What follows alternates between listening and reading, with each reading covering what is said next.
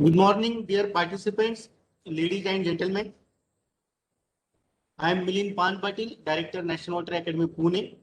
First of all, I welcome all of you in this training cum workshop on overview of water resources sector in India through distance learning program organized by National Water Academy, Pune. Friends, this is fourth day of this training program. Our planned session will be irrigation development since independence and role of Central Water Commission. Our today's speaker may be Sri Ravi Bhushan, Director R&D MOWR New Delhi, but due to COVID-19, he is not able to deliver his session. To fill this gap, our speaker Sri Chaitanya, he is a core faculty of National Water Academy. He is today with us. Friends, first of all, I will briefly introduce today's eminent faculty, Sri Chaitanya KS. Sri Chaitanya KS is completed his BTech in Civil Engineering from Indian Institute of Technology, New Delhi. He belongs to UPSC Engineering Services 2011 batch of Central Water Engineering Group A Services. Sri Chaitanya joined Central Water Commission as an Assistant Director in January 2013. Before joining Central Water Commission, he worked as a Manager Engineering in Hyderabad Metropolitan Water Supply and Sewage Board for 3 years.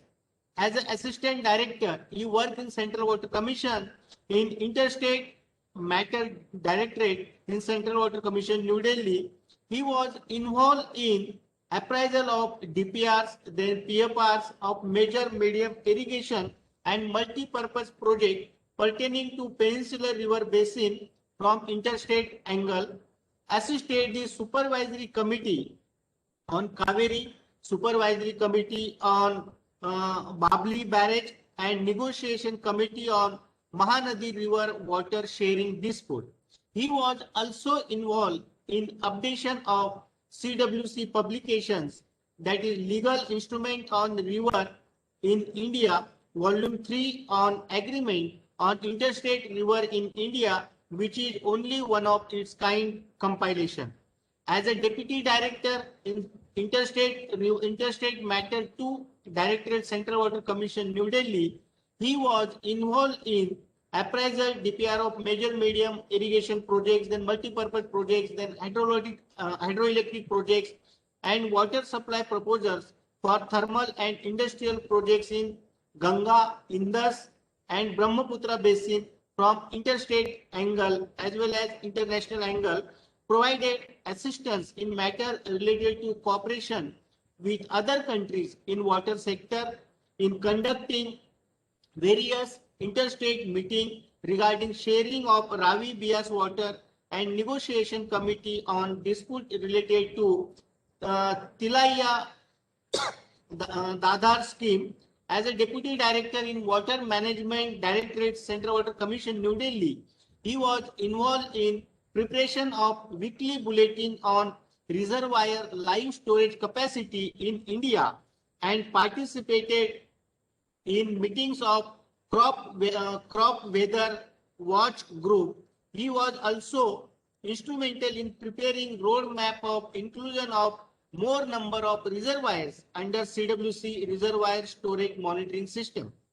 Other than regular work, he made paper presentation on water policy related matters in 2 editions of India Water Week organized by Ministry of Jal Shakti, Government of India, New Delhi, and in Third World Irrigation Forum organized by International Commission for Irrigation and Drainage at Bali, Indonesia in September 2019. He co-authored 2 papers, efficient and productive use of sustainable water resources management in India at Third World Irrigation Forum in September 2019, and policy intervention and institutional reforms for sustainable water management, that is Second International Conference on Sustainable Water Management in November 2019. Recently, he had joined Deputy Director in National Water Academy CWC Pune as a core faculty. Now I request Sri Chaitanya. Chaitanya, kindly start your session, please. Thank you, sir. Thank you very much. Good morning, everyone. I will first share my screen.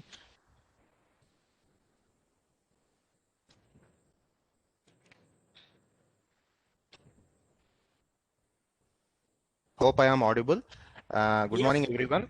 The topic of today's presentation is irrigation development since independence and the role played by Central Water Commission. The plan of the presentation is as follows. We will see why there is a need for irrigation in our country. Then we will see the historical development of irrigation in India and the role played by Central Water Commission, and then we will conclude. To begin with, why there is a need for irrigation in India.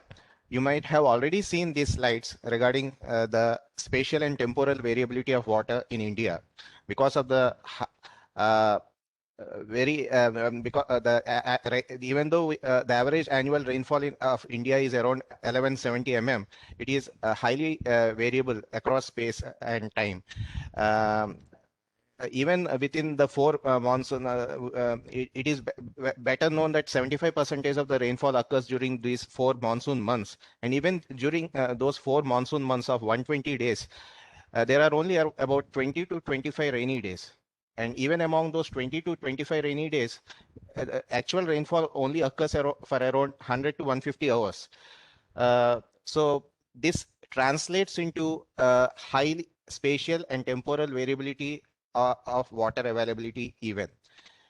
While rainfall is confined only to 3 to 4 months during those monsoon period where 75% of the rainfall occurs, the crop water requirement is distributed throughout the year. And many regions in India receive rainfall insufficient or precarious to meet the crop water requirement. In fact, there are only very few areas of parts of India where the rainfall can be entirely dependent upon both sufficient in amount as well as in distribution across for raising crops. And further, we also know that Indian economy is very much the agriculture remains the main industry of Indian economy. And it also caters to livelihood of the majority population. Indian economy is very vulnerable to the vagaries of the rainfall, and India has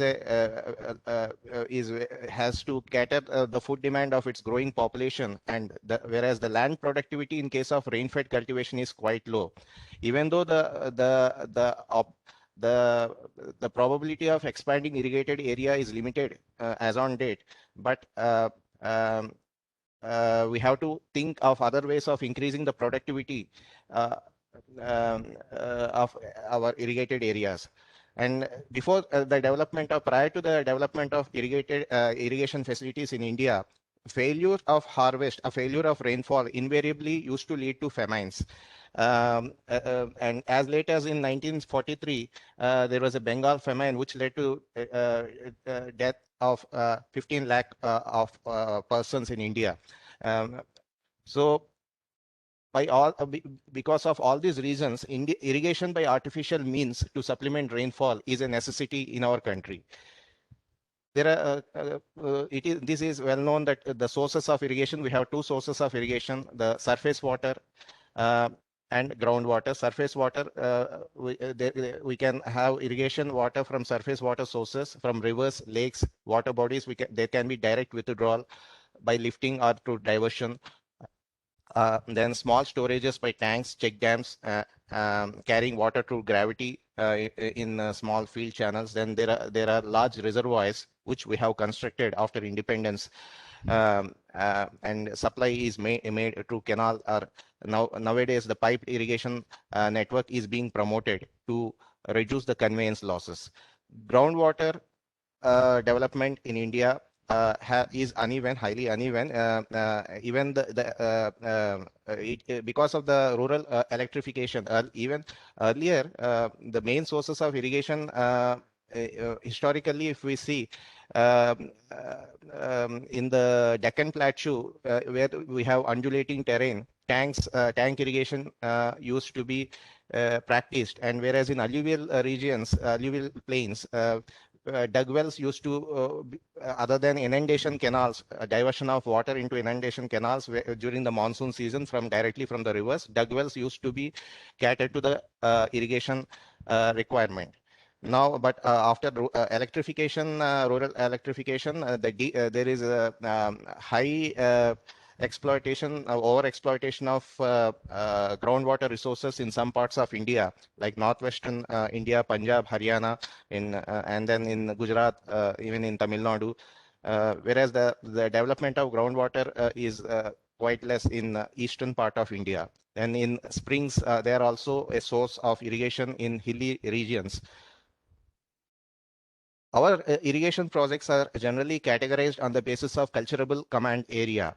Uh, like minor irrigation projects are those projects with culturable command area less than 2,000 hectares, whereas medium irrigation projects are those with culturable command area between 2,000 to 10,000 hectares, whereas major irrigation projects are those with CCA greater than 10,000 hectares.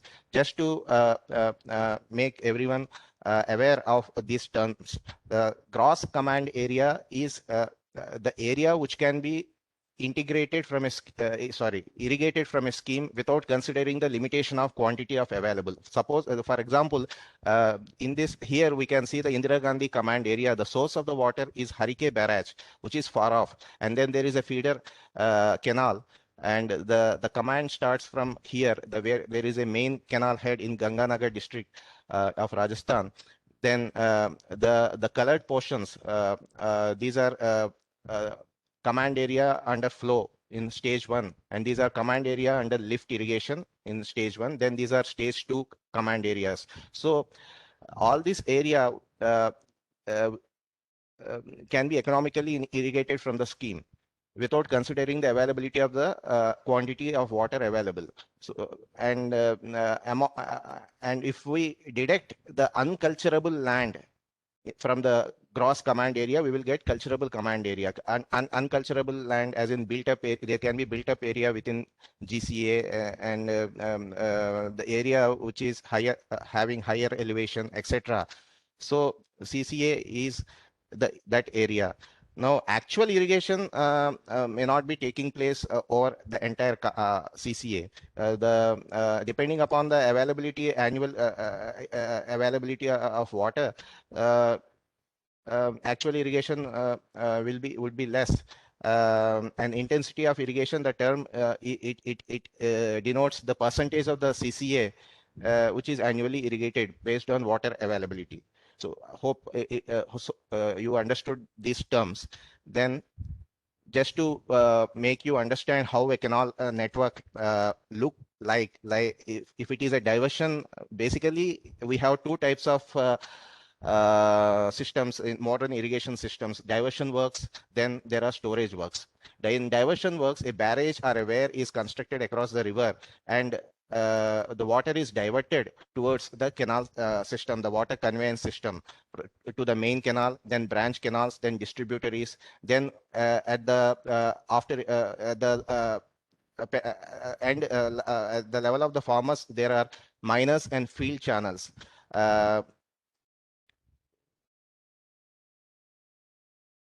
And similarly, in the case of storage projects, we will have a reservoir constructed across the dam is constructed across the river, forming a reservoir. And depending upon the availability, live storage capacity, we design, and the crop water requirement in the command, we design the conveyance system.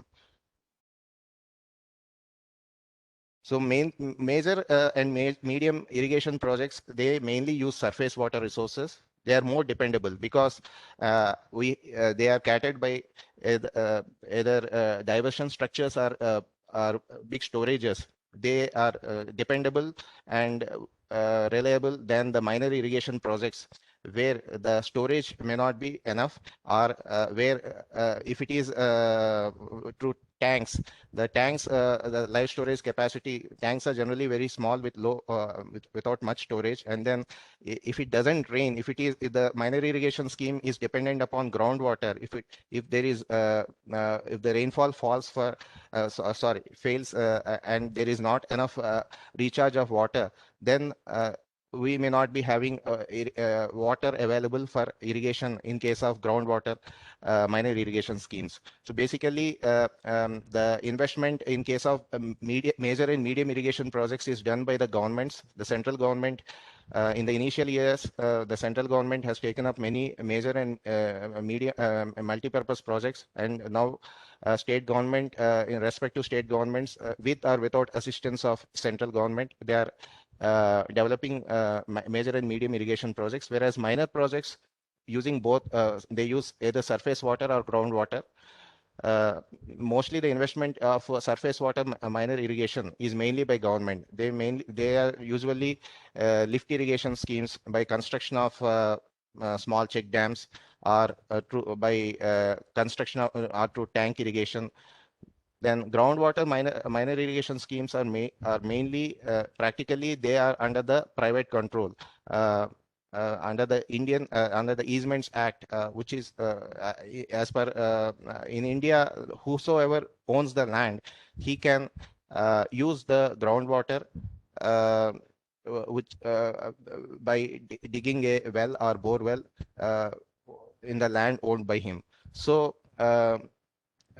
uh, and also we have estimated the ultimate irrigation potential of this project under minor and medium schemes and minor and medium schemes and minor schemes. The ultimate irrigation potential is under major and medium irrigation schemes is estimated to be around 58.46 million hectares, whereas under ultimate irrigation potential under surface water minor irrigation schemes is around 17.38 million hectares, whereas under groundwater it is around 64.05 million hectares. In total, if we see the geographical area of India is around 329 million hectares. Out of it, 182 million hectares is cultivable land. And we have estimated the ultimate irrigation potential quite long back as 139.9 million hectares, out of which the sum of these three figures will come out to be 139.9 million hectares. Now, coming to the historical development of irrigation in India. Irrigation in India is being practiced since ancient times. Earliest village communities, like elsewhere, anywhere in the world, earliest settlements happen on the banks of the rivers. So, and annual inundation of lands coupled with rainfall provided enough moisture for growing crops. Especially if we see the Indus civilization area, there are traces of inundation channels, and rest of the India, there are ruins of ancient irrigation works which are scattered all over India. In peninsular regions, especially, many tanks were constructed, many ponds were constructed. So, and in alluvial plains, dug wells were used for irrigation. So, prior to 19th century, the major sources of irrigation, major ways of irrigating lands was through ponds or tanks, through inundation channels, where during the flood, the water inundates the land, and once it recedes, it brings with it fertile silt, and once it recedes, the land is used for cultivation. And through dug wells, they were under practice. There is one example of Grand Anicut in the Kaveri River Delta, which was the earliest canal system, which has been functional for over 2000 years, which is still functional, catering to a huge command. And notable investment of large systems, large canal networks were made during the medieval period by Delhi Sultanate Tughlaq dynasty, especially Ghiyasuddin Tughlaq and Firoz Shah Tughlaq. And then in Vijayanagara Empire, where even today the Vijayanagar channels, which were built in 16th, 15th or 16th century, they are being used even today. Where what they did was they diverted water of Tungabhadra river by placing huge boulders, and they dug the channels, and when there is flood, they use that channels for irrigating lands. However, um, it was not systematic irrigation development, and also the demand was less. There was not much need. The population was very less, and however, because of over the time, by the end of the medieval period, this unsystematic irrigation development, especially during the colonial time, we had seen very recurrent famines because there was no proper development of irrigation facilities in India. These are the list of the famines which have occurred during the period of 1765 and up to independence. As late as 1943, Bengal famine occurred, and which led to the death of 1.5 million people. So uh, it was the situation. Uh, um, the British started during the British era. Some large and extensive works were taken up, like Upper Ganga Canal, Upper Bari Doab Canal, the the delta irrigation systems in Krishna and Godavari delta irrigation systems, Mullai Periyar Dam, Muta Canal, Agra Canal, etc. However, the intention was not to help the people. Maybe there may be few individuals like Sir Arthur Cotton who is a demigod in the Godavari Delta, uh, who individually he was responsible for the development of irrigation system, which is still functional. But overall, the British, the East India Company, their purpose was revenue generation. They have seen the development of irrigation. They have taken up in the same lines as development of railway network. However, after the because of the recurrent famines, the first irrigation commission was instituted in the year 1901, which recommended adoption of the systematic approach to combat famines. So the welfare aspect came uh, into being only in the 20th beginning of the 20th century. Um, the even then the rate of growth of irrigation was very slow, and the net irrigated area in the subcontinent at the time of independence was around 28.2 million hectares. Now you can again I will quote the figures. The total geographical area of India was is 329 million hectares, out of which the total cultivable land is 182 million hectares. So at the time of independence, the net irrigated area was 28.2 million hectares, of which after partition, India was left only with 19.4 million hectares because it lost the well-developed canal irrigation system in Indus Basin to Pakistan. Uh, Before going ahead to see how the irrigation development which was taken up after independence, um, we need to understand how the administration of irrigation works was taken up, and because it has evolved over the time, and even today we adopt the same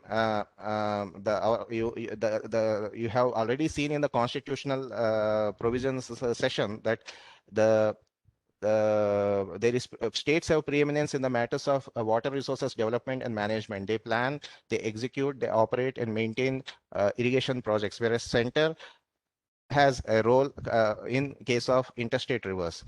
Uh, so how it evolved? Initially, the military board and army engineers were involved in construction of irrigation projects. Between 1858 to 1866, the private enterprise was allowed.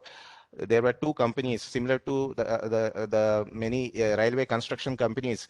They took up some works like KC Canal, the Karnool Kadapa Canal, which is still existing. But however, they failed miserably, and the government took over.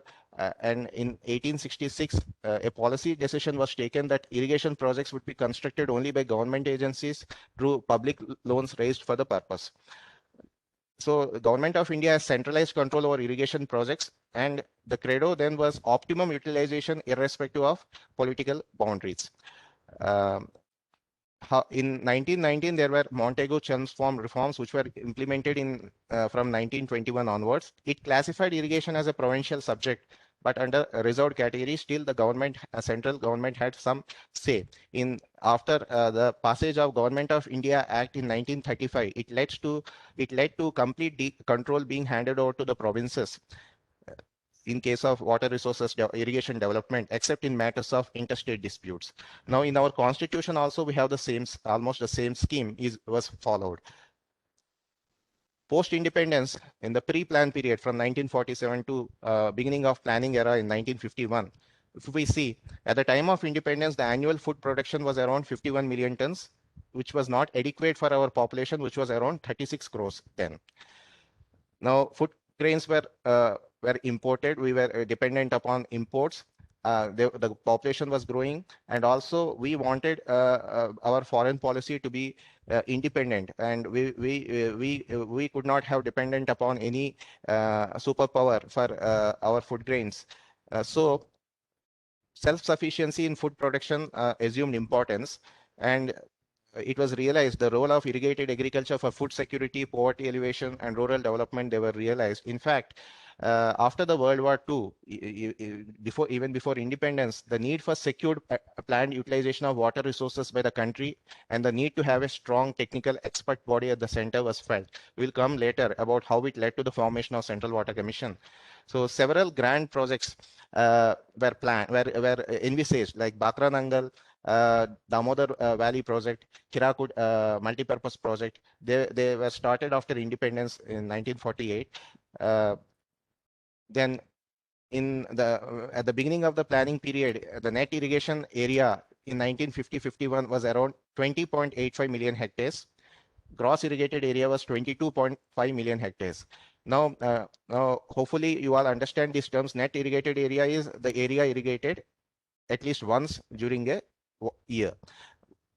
From then there may be areas which may be irrigated more than once for multi crops. It was around 1.7 at that time. So the gross irrigated area was 22.5 million hectares. So now, after realization of the importance of food self-sufficiency and importance of irrigation in elevation of poverty and rural development, systematic planning of irrigation development was initiated, and irrigation sector was given greater importance during the initial 5-year plans, at least up to 4th or 5th 5-year plans. The Planning Commission was set up in 1950, and it was entrusted with the responsibility to ensure only techno-economically sound projects were taken up, and the projects are free from interstate problems, and that there is balanced regional development and adequate availability of funds. Now, the motive then was not efficient use of water. No one thought of water scarcity. We were only utilizing around 17% of the utilizable water resources. So efficient usage, etc. Those terminology which we hear today. Then the motive was different. It was building irrigation development across all regions, so that there will be balanced regional development. Of course, techno-economically sound projects were only taken up. And only those schemes which were cleared and accepted by Planning Commission were to be implemented. Planning Commission delegated this entrusted this techno-economic examination of projects to Central Water Commission afterwards. A large number of projects were taken up during successive 5-year plans. Despite a threefold increase in population in all these years, India is now self-sufficient in food production. We have increased our food production more than 5 times, and we have sufficient number of buffer stocks. We will briefly see the highlights of irrigation development during the 5-year plans. In the first 5-year plan, from 1951-56, several new projects like Nagarjuna Sagar, Kosi, Chambal, Harike Barrage, Tungabhadra, Bhadra, Ghataprabha, Kakrapara, Lower Bhavani, Matatila, Mayurakshi, across various states, they were initiated. Minor irrigation schemes were also undertaken with financial assistance. During second 5-year plans, more new projects like Rajasthan Canal, Gandak project, uh, and Parimbakulam, Aliyar, Tawa, Kabini, Kangsabati, Kadana, Ukai, and in Maharashtra, Koina, Purna, Girna, Mula, they were initiated. By the third 5-year plan, emphasis was placed on completion of ongoing projects. Many major and medium projects were initiated during first and 5-year plans, and therefore only few projects, new projects were taken up, like Bias, Malaprabha, Appa Krishna, Bhima, Jayakwadi, Krishna, Varna, Upper Godavari, Kukadi in Maharashtra, they were started. By the fourth 5-year plan, it dawned upon the planners that we have because of the delay in the completion and because of the increasing gap between the irrigation potential and irrigation uh, potential utilized creation and utilization, and because of the water logging and increasing incidence of salinity conditions, um, and inefficient techniques of irrigation like flood irrigation, field to field flood irrigation. So these terminology we started talking about conjunctive use of surface and groundwater irrigation to reduce the incidence of water logging, adoption of efficient management techniques, then modernization of existing schemes to reduce the losses, conveyance losses, and to improve the operation and maintenance. So during fourth 5-year plan, emphasis was placed on these aspects. During the fifth 5-year plan, in 1974, Command Area Development Program was launched to reduce the gap between irrigation potential created and utilized. Now, what happens is, once the headworks, that is headworks means the main dam or the main structure barrage and the main canal and up to distributaries irrigation outlets, it was the responsibility of the government to develop the headworks and the conveyance system. However, because the on-farm development works were not taken up, because it was left to the farmers to develop the field channels and level the land leveling, and then maintenance of field channels, etc. It was the responsibility of farmers. Because it was not emphasized, the water was not reaching the tail end farmers once, and the head reaches were started cultivating water intensive crops. So it has led to this gap between irrigation potential created and utilized. So the Command Area Development Program was launched in 1974. Then during this fifth 5-year plan, there were the systematic monitoring of projects was also initiated to identify the bottlenecks which were leading to the delay in execution.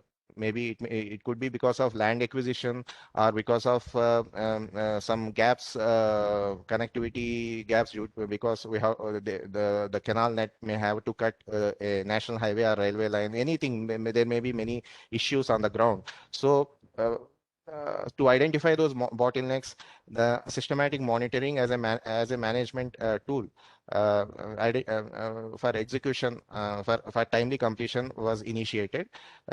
We will see that at the central level, it was entrusted to the Central Water Commission. Then during the annual plans of 1978 to 80, 6th, 7th, 8th, and 9th, up to 9th 5-year plans, the new schemes were generally restricted. A large number of ongoing projects, the emphasis was placed on them. On their completion, emphasis was laid on the completion of projects on which the expenditure of 75% or more has already been incurred, and the accelerated irrigation benefits program was initiated during the last year of 8th 5-year plan 96-97 to provide financial support to states which states may not be having enough financial resources, and if already if they are at advanced state of completion, they have incurred huge expenditure. So this scheme was meant to support, provide financial resources to such schemes.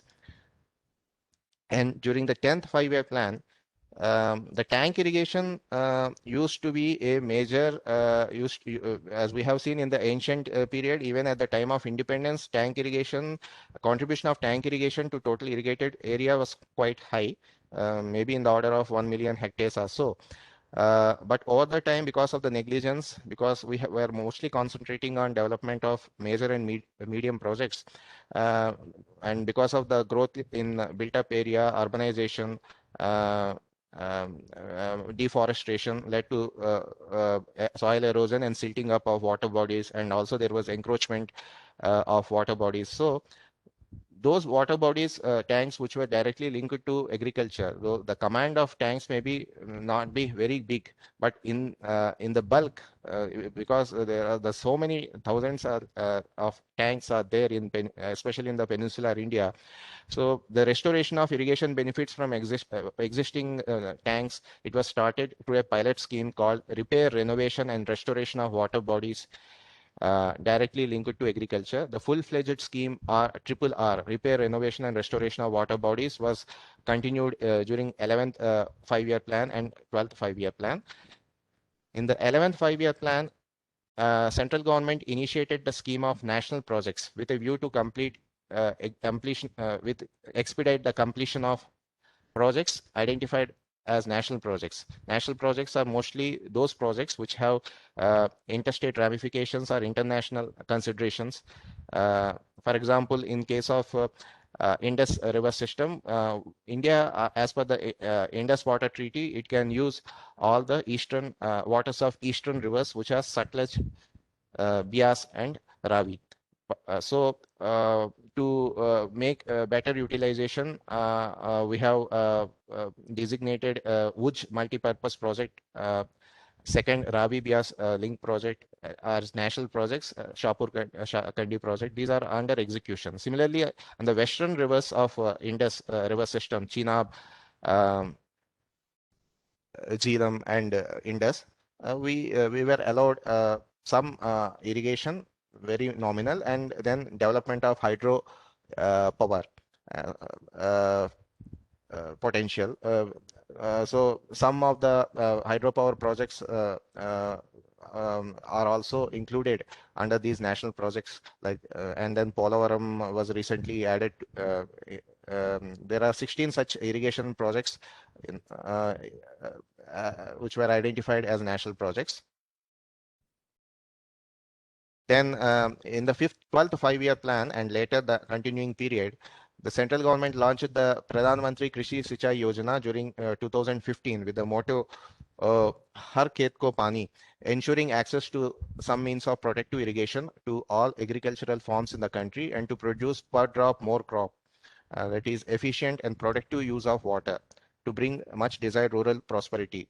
The existing schemes, programs such as AIBP, Accelerated Irrigation Benefits Program, Repair, Renovation and Restoration of Water Bodies, Command Area Development and Water Management, they were subsumed under this PMKSY, Pradhan Mantri Krishi Sinchai Yojana. And also Ministry of Agriculture and Farmers Welfare was promoting micro irrigation, and a component of a component of this promotion of micro irrigation was also included under PMKSY. Then Ministry of Rural Development was in charge of watershed management, soil conservation, though, so that was also made a component of PMKSY. So it was like a interministerial coordination was there. And there was dedicated and enhanced financing, which was ensured through NABARD. So in a nutshell, if we this slide giving the figures on the irrigation development till date, by the end of the 12th plan period, we have been able to create 126.7 million hectares at the end of March 2017. Irrigation potential created is this much. Now, the gross sown area in March 2014 was 200.9. Net irrigated area was 141. Net sown area was 141.4. Around 48% of gross and net sown area are irrigated. Then coming to the role of Central Water Commission. The Central Water Commission is an attached office of the Department of Water Resources, River Development and Ganga Rejuvenation, Ministry of Jal Shakti. It was established on 5th April 1945 as Central Waterways Irrigation and Navigation Commission. It was envisaged. It was Dr. B.R. Ambedkar who raised the concept and argued for the necessity of having a technical body at the center. We have seen that the role of the center and how before independence, after the 1935 Government of India Act, uh, it was felt after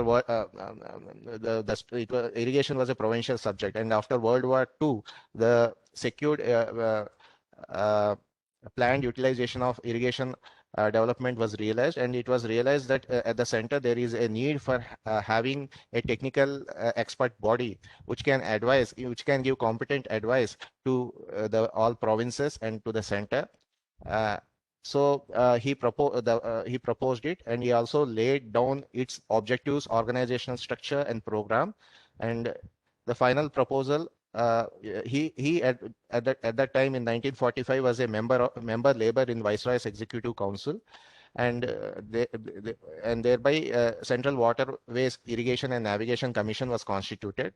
Later on, it has seen many transformations in the Central Electricity Commission was merged into it, and Central Water and Power Commission was formed in 1952, and they were bifurcated again in 1974, where Central Water and Power Commission was bifurcated, and the present day Central Water Commission and Central Electricity Authority were formed. Thereafter, the Central Water and Power Research Station at Kadakwasla, Pune, and Central Soil and Material Research Station in Delhi, they were delinked from CWC.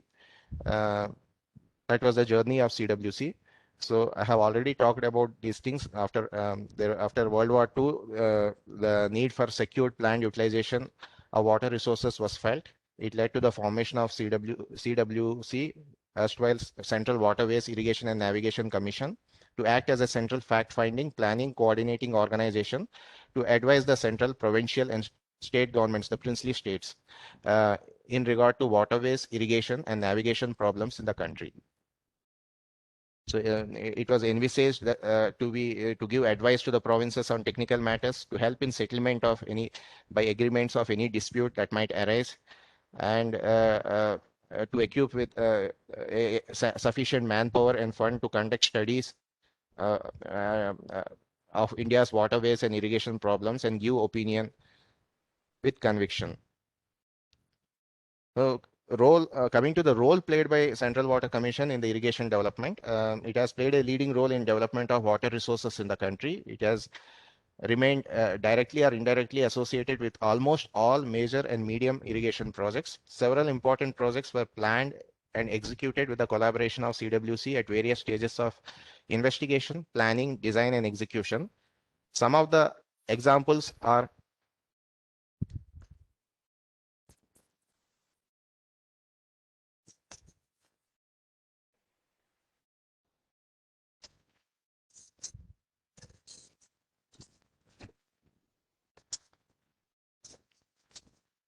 sorry for that. So some of the outstanding examples of examples where CWC was involved in earlier forms. It was also involved in execution of Hirakud Dam in Odisha, in providing technical support, design consultancy of major multi-purpose projects like Nagarjuna Sagar project, Kosi Son project, to name a few. We will see three examples. As I said, Central Water Irrigation and Navigation Commission, it was involved in the preparation of the project report on unified development of Mahanadi Valley, which was prepared by, it was effectively the development of Hirakud Dam project. All the survey investigations were undertaken by it, and CWINC was entrusted with the construction of the project on behalf of Government of Odisha. And it was inaugurated in 1957. Then quickly going through other examples, the support to the execution of Bakra Dam. When at the time of independence, the Bakra Dam was envisaged, it was under consideration for a long time. But after independence, the important event in the early years was the decision to have the Great Bakra Dam built by Indian engineers. It was actually it was constructed exclusively with the departmental labor without any contractors, and all labor were recruited, trained, and supervised and paid directly by PWD officers of Punjab government.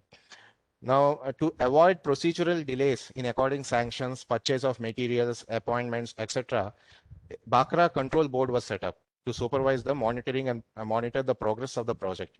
And it was chaired by Governor of Punjab, and Chairman Central Water and Power Commission at that time was one of its members. Simultaneously, a consulting board was set up with Chairman Central Water and Power Commission as chairman and experts and along with other experts in the field of dam design and construction as members. So why I am talking about this is this pattern of control board for speedy and efficient execution of major projects. It was followed in many other projects like Chambal project, Nagarjuna Sagar project, and it led to quick decision making, speedy and efficient execution of works. This is another example, Nagarjuna Sagar Dam. A decision was taken to construct it as a masonry dam, and at any point of time, around 40,000 to 1 lakh persons were working on it. So CWC. So in a way, the irrigation development also helped in generation of employment, and it has also it has provided employment for quite a large number of people. Obviously after once the command was developed, it led to prosperity in rural development, and it helped in poverty elevation. So in this case, CWC has rendered all technical support right from the project formulation stage investigations to the commissioning of the dam. And Dr. K.L. Rao, who was member designs of Central Water and Power Commission and later Union Minister for Irrigation and Power, he guided the construction activity from conception to the completion of this dam. Then there are various other aspects of irrigation development which are quite important, like overall planning of water resources development and management, systematic collection of hydrometeorological data, design consultancy, survey and investigation, which we have talked about, technical advice to the states whenever during execution, when a state is executing a project, when any problem arises because of geological surprise or anything. So for technical advice, the states has to rely on some expert technical body. Then techno-economic appraisal of project reports, monitoring of reports, then interstate and international considerations, promotion of technology, capacity building. Once the project is completed, then the safety assurance of project, the dam safety aspect, then performance review, evaluation, and improvement. These are all various other aspects of irrigation development. I will quickly go through the few slides covering all these aspects. Number one, the overall planning of water resources management. Now, proper assessment of water resources potential, how much water is there for utilization, it is a prerequisite for its sustainable development and management. Now, periodical assessment of water availability, average water availability has been conducted by CWC. Initially, we didn't have much data, observation data. So empirical formulas were resorted to. But today we have very good long-term data. And recently in CWC, in association with National Remote Sensing Center, has used its spatial inputs for assessment of water resources potential. And CWC has been actively associated with Planning Commission in its various committees, working groups, and task forces all through the planning era for development of irrigation projects. It has prepared a national perspective plan for conservation of water and interlinking of rivers in 1980, way back. 30 links were identified, and today what we hear about interlinking of rivers or interbasin transfer of water from surplus to deficit basins. It is actually the plan which was prepared in 1980. And it is the way because ultimately we have to resort that way because of the spatial variability in water resources potential of India. We have much water available in Brahmaputra basin. There are surplus basins like Godavari, and there are deficit basins. And interbasin transfer of water we may have to resort to in future. If we have to tackle the growing water stress in deficit basins. Then associated, CWC was also associated with successive formulation of various successive water policies. Initial policy, first policy was formulated in 1987, and which was subsequently revised and reviewed in 2002 and again in 2012. It actively participated in the formulation of the report of National Commission for Integrated Water Resources Development Plan in 1999. It has been promoting the river basin approach. CWC in 1994, between 94 and 96, it has initiated, it has started its basin-wide offices, regional offices. It has set up the regional offices basin-wise, and it promotes the adoption of this river basin approach and formation of river basin organizations so that water resources planning, and nowadays more than development, we have to take care of management aspects, and so basin is the best is the better unit of planning and development and management of water resources. And CWC has been promoting this approach and integrated water resources planning and management of projects. Then systematic collection of hydrometeorological data. There are CWC has a network of around 1,600 hydrometeorological observation stations. The data collected forms the basis of water resources planning in the country and neighborhood, even neighborhood like Bhutan, Nepal. The data collected is scrutinized and validated and published in the form of yearbooks. Other than the data pertaining to Indus, Ganga, and Brahmaputra basins, which is classified data. But however, there is a procedure for requisition of data, and the data is provided after due procedure for even for these basins. And the data, this hydrological data forms the base for hydrological studies, water availability studies, and project formulation. Then India Water Resources Information System was launched in 2009 in collaboration with ISRO, Indian Space Research Organization, which was envisaged as a single window solution of all water resources data and information. A standardized national GIS framework for assessment, monitoring, and analyzing water resources data.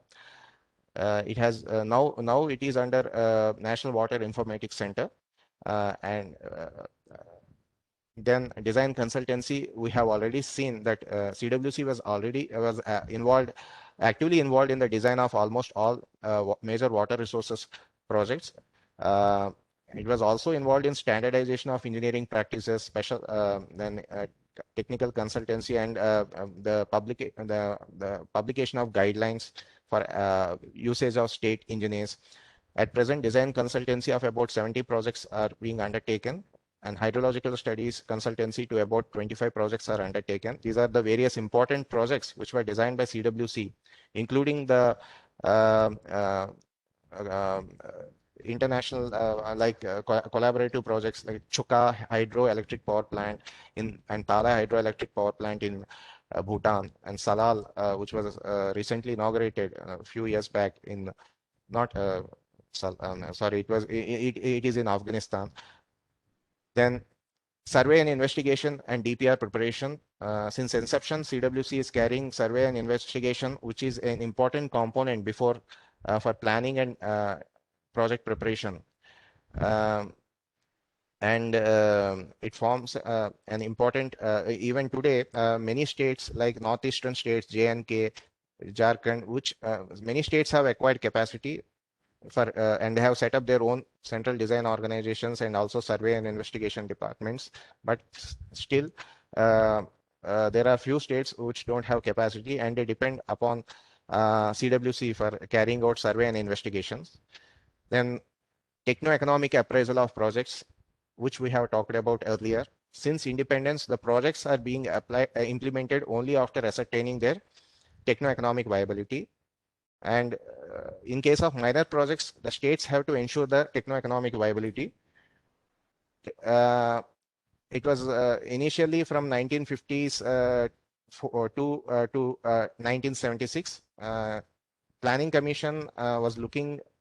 There was a committee in Planning Commission with and wherein CWC was a member, and the clearance was being done by the Planning Commission, and techno-economic appraisal was recommendation was made by the CWC.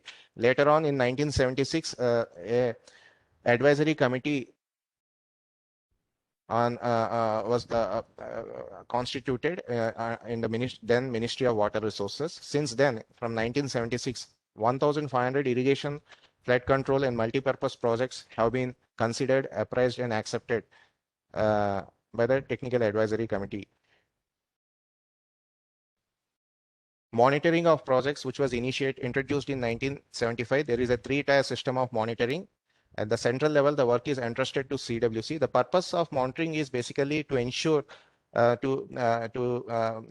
periodically assess the financial and physical progress regarding the creation of irrigation potential and identify the bottlenecks and shortfalls and suggest remedial measures.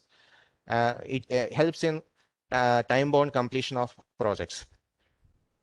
All projects funded by central government are being monitored. And there is and also the central funds in the AIBP Accelerated Irrigation Benefits Program. The release of central funds to the states was based on the recommendation of monitoring reports.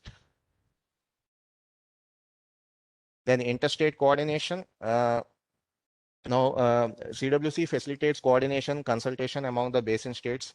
If there is any interstate issues, most of the interstate issues were resolved at the negotiation state, and there are around 150 interstate agreements, cooperation agreements between various states. Many of them were mediated by the center, and some of them the states have arrived at agreements with other states themselves.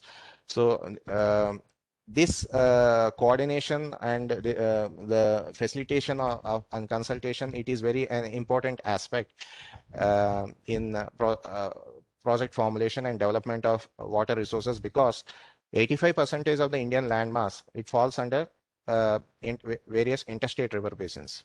There are only few east flowing and west flowing rivers which are not which are intrastate in character. Otherwise, almost all major river systems in India are interstate in character, and even transbound international in, when we see the Ganga, Brahmaputra, and Indus systems.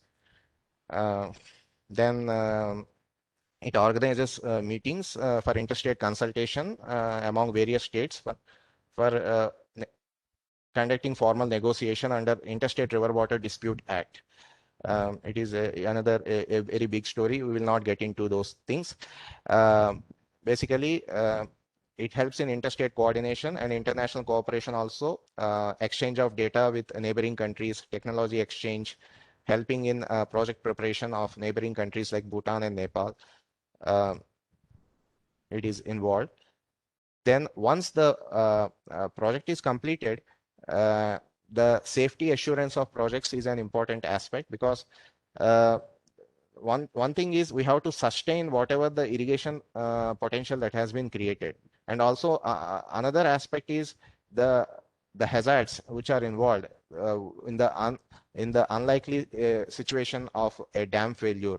So CWC has set up a dam safety unit in 1979, and over the years it has successfully created awareness among the states and various dam owners, authorities, and many and it has coordinated implementation of dam. It is coordinating the implementation of World Bank assisted dam rehabilitation and improvement project, regarding which you will have a detailed session in the afternoon. Many guidelines have been prepared and circulated to all states and dam authorities regarding the dam safety, inspection, instrumentation, rehabilitation of old dams, etc. Then performance review and improvement. Sustainability of irrigation systems is very essential for ensuring food security. We are aware of it. Then evaluation of performance, why it is important, periodical evaluation. It provides an opportunity to assess the actual performance of projects, vice versa, envisaged objectives and targeted benefits, and identify the problem areas and then take corrective measures. Now, since eighth plan period, CWC has initiated performance evaluation studies, and so far it has undertaken performance evaluation studies of over 50 projects, and identified shortcomings as well as suggestions were intimated to concerned state government for appropriate adoption. States are also being encouraged to undertake similar studies. Then technology transfer, capacity building. Technology in water resources development and management is fast growing. CWC has progressively embraced new areas like remote sensing. Unit was set up in 1979. Dam safety was being talked about since 1980. And it has adopted reforms at regular interval. And these reforms were subsequently promoted and transferred to the states through training, publication of handbooks and guidelines, and through pilot studies. National Water Academy imparts training to water resources professionals from central and state organizations and helps in their constant upgradation of their skills. It is also conducting training programs for other stakeholders like PRI, Panchayati Raj institution functionaries, farmers, NGOs, media personnel, and others. And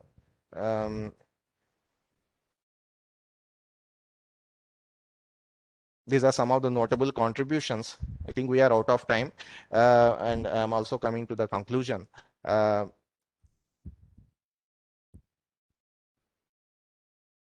conclude, since independence, huge development of water resources has been undertaken in the country. However, the growing population, industrialization, and climate change pose many challenges. Our population is expected to stabilize around 160 crores by 2050 our food grain requirement would be around 450 metric tons. And because the option for further development of water resources is not much, and also it is also very difficult in view of land acquisition issues, environmental issues. So we have to resort to other ways like effective and efficient as well as productive use of water in the irrigated area which has been created. And there is still scope for creation of irrigated area. We have to attain the ultimate irrigation potential. And all agencies in the country will have to work together to ensure that the country's water resources are optimally and sustainably utilized. And CWC has a major role in this regard. I will conclude my presentation here. If there are any questions, we can take it. Thank you.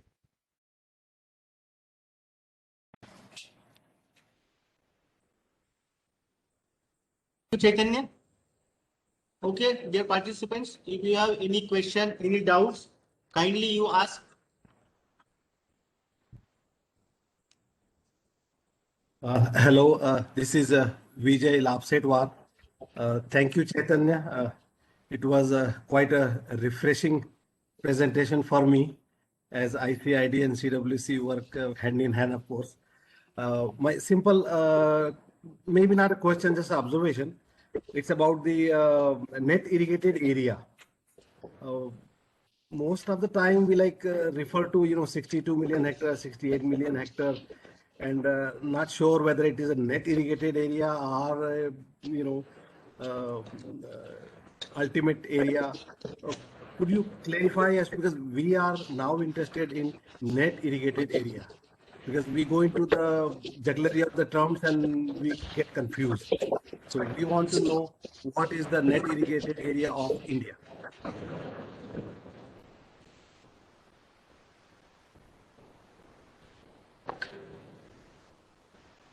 Am I clear? Yes, sir, you are clear. Actually, these ultimate net irrigated area, I think you are the figure of. I am also not quite sure if it is net irrigated area or gross irrigated area, 62, around 60 to 70 million hectares. It must be because the potential created is around 126 or 127 million hectares. It Yeah, must yeah. be, I think, net irrigated area. And I would like to add one thing: the ultimate irrigated potential, it was estimated very long back, and since then, Yeah, yeah. the states are. We have many other ways of using irrigated water by directly lifting from the reverse direct withdrawal, etc. I think that needs to be revised upwards, and I think some progress it has already been there. Ministry wants CWC to review this ultimate irrigation potential, and I think it is under process. I'm also not quite sure about the figures. Uh, Because one of your slides showed 68 million hectare as net irrigated area, which is seems to be reasonable. The ICID database receiving data from CWC is indicating 62 million hectares as of 2010. That's old data. So we actually need to revise and update the ICID website. So we depend on Central Water Commission, of course. Thank you. Thank you so much. Thank you. Further, any more questions?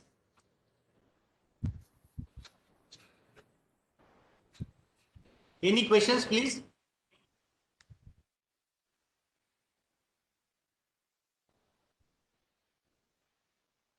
No questions?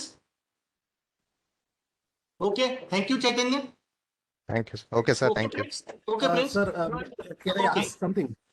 Yes, yes, sure, sure. Uh, Yeah, actually, ICID is working on a publication, Sustainable History of Irrigation Around the World. I happen to be editing that document, and unfortunately, we do not have a paper from India. So I don't know if you can submit or write a 10-page paper, not so long, because you have at least 10 or more slides on history of irrigation in your presentation. So writing 10 pages should not be difficult, describing what you told today.